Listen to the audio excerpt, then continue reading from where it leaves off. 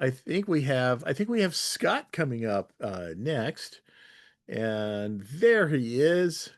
There you are, sir. I Yeah, love we you, get to meet sir. again, John. So, I know, I know, I know. Is is it hey, is it Behan or Behan? Behan. Behan. If Okay, you yeah, would make me gotcha. German, you could be Behan, but if I'm Irish, so we're gonna go Behan. I So, but love it. I love it. yeah, flexibility is the key to air power. So there we go. Great, great. So, what service were you in, Scott? Air Force. Air Both Force. my wife and I both honorably served in the Air Force. So, Wow, bless you both for that. That's amazing. My wife served on the home front. and that's a big. Again, people underrate that, but that's a powerful tool as well. So. Oh, absolutely. Well, thank you both for you and your wife's service. How long were you in? I did 18 years, 8 months, and 26 days. Not that I'm counting. My wife's legally disabled from the Air Force, so she got out on a medical aspect of it after 15 years. And then I was able, based on the situation and the timeline, I was from 79 to 98, and I was able to get out due to the hardship with her. So full benefits, we're happy, we're good. We've been Excellent. happily married. Well, we've been married for 43 years. We'll call three of them happy, but we've been together for We just, 43 years. my wife and I just had our 40th anniversary, so we're right up there with you, my friend. I actually met her when she was getting off the plane when she was landing at San Vito, Italy, in 1981, and been together ever since. So I love it. I love it. Well, I'm going to let you tell your story. I'm going to go ahead and back out. Who invited you in, by the way? actually, I was invited in by Dr. Michelle Mraz, Ah, excellent. Mr. Az, as she'd say, but I love Michelle. She's great. All she right, is she's a phenomenal lady. So I'm going to turn this over to you, sir. okay. Hi, everybody. Happy Veterans Day. My name is Scott Behan. I served proudly in the United States Air Force from 1979 to 1998. My wife also proudly served. And during my course of the Air Force, I actually got stationed at home. I joined the Air Force. I'm from Baltimore, Maryland. Got joined the Air Force. Got stationed at Andrews Air Force Base on my first tour. I did not join the Air Force to stay at home, so I got a tour to Italy. That's where I met my wife, and we've been together. Well, again, 43 years. I actually used to fix teletype and crypto equipment. Really wasn't a passion of mine, but that's how the Air Force assigned me. And I was fortunate enough to actually get into recruiting duty. So I spent 9 years of my Air Force career as an Air Force recruiter. First couple of years doing non-prior service. Then I was a physician recruiter for the United States Air Force. And then I became an 8-state regional trainer. While I was stationed in Washington, this is where the transition point come for me. And this is one of the focus I put as far as serving others. I do believe service before self is why most of us even put on a uniform. And during that time, 33 years ago this month, my father died suddenly at the age of 62. I was in the Air Force in Washington State, flew back home to Baltimore to help arrange an Irish Catholic funeral. 2 days before Thanksgiving, not the ideal time to travel, but with him dying and my father had served proudly in Korea, he did his time in the Army. I figured, okay, everything should be taken care of as far as the military side of the house.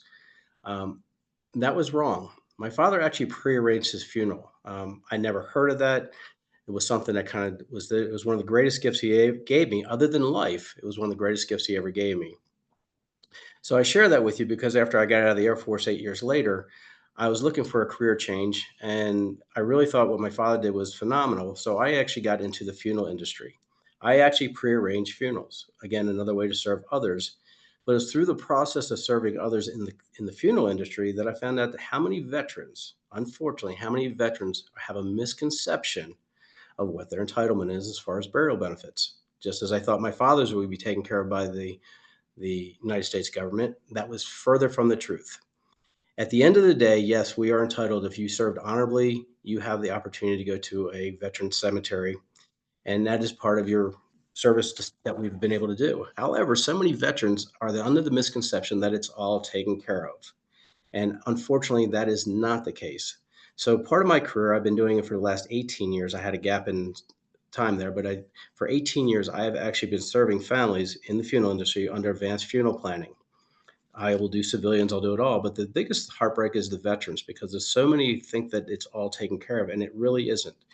You're entitled to a lot as a veteran. And I think one of the things you should do is go to va.gov/benefits to understand what your burial rights are. but your funeral or cremation is not taken care of. There are certain circumstances, if you have certain things under the VA, Agent Orange or something along those lines, there are opportunities for that to have the service paid for, but that does not happen. What I've learned through the process of all this is um, we just don't know what we don't know. Not everybody arranges funerals every day. It's an important step, and advanced funeral planning is more than having life insurance. It's actually one of the greatest gifts you can give your family.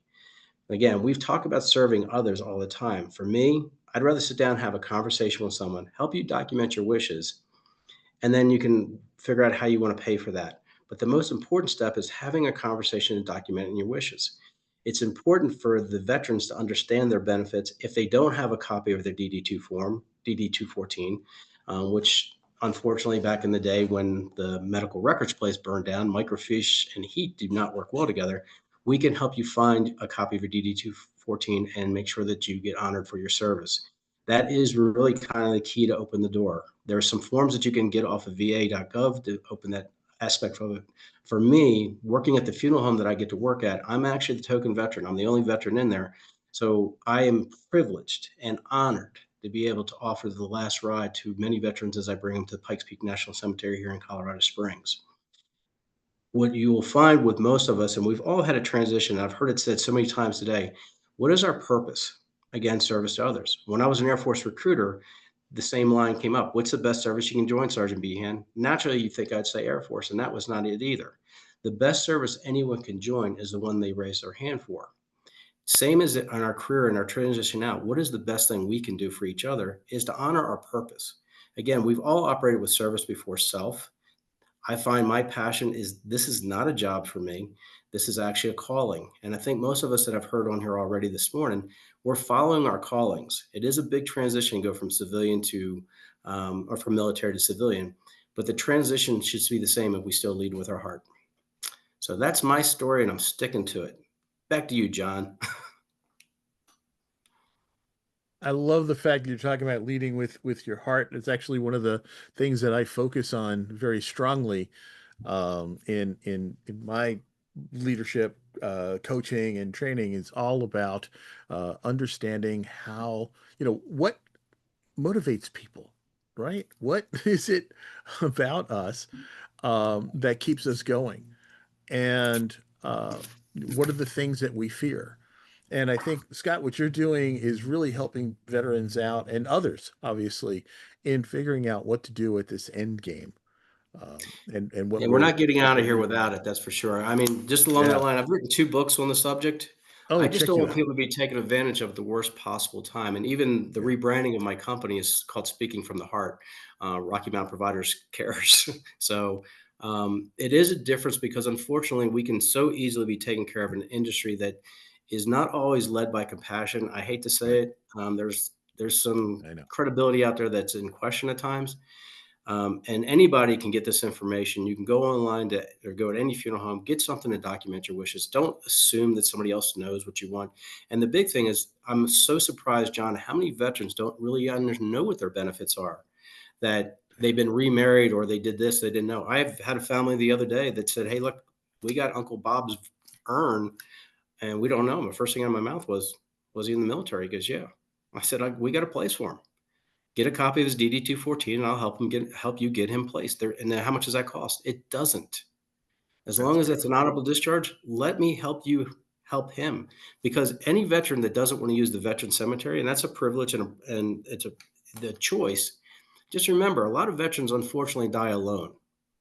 We have a Yeah. lot of homeless veterans out here, and at the same token, we all raised our right hand to do something to serve this country. Let us serve you one more time because you're still honored 3 times a year at a national cemetery. It's important that you don't forgive. And granted, we don't visit the cemeteries like we once did as kids, but I will tell you, it's nothing like a feeling. It's such a privilege and an honor to be on the hallowed grounds with our brothers and sisters who have served before us. And it's an amazing thing of the history that is when you walk on it. If you've never done it, do it. Not that you want to move it in the neighborhood, but eventually we'll get there. Yeah. I hear you, Scott. How can people reach out and connect with you or and celebrate what you're doing?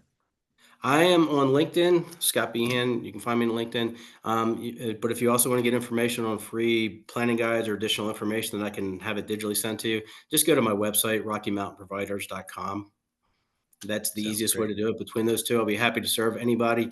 And even if you're not a veteran, if you have a question about something that's happened, I am been blessed with the ability to be able to share some information on a language that we all don't speak. Thank you so much, Scott. You're doing great things out there. Really appreciate it. And thanks for your service for you and your wife as well. Well, thank you, and thank everybody for being on our Happy Veterans Day. And John, thank you, and Dr. Smiley, thanks for the opportunity. It's been great. What an honor to be doing this. Let me tell you. Well, I'm gonna go to our next guest now. And Scott, you have a great day, and we'll be in touch.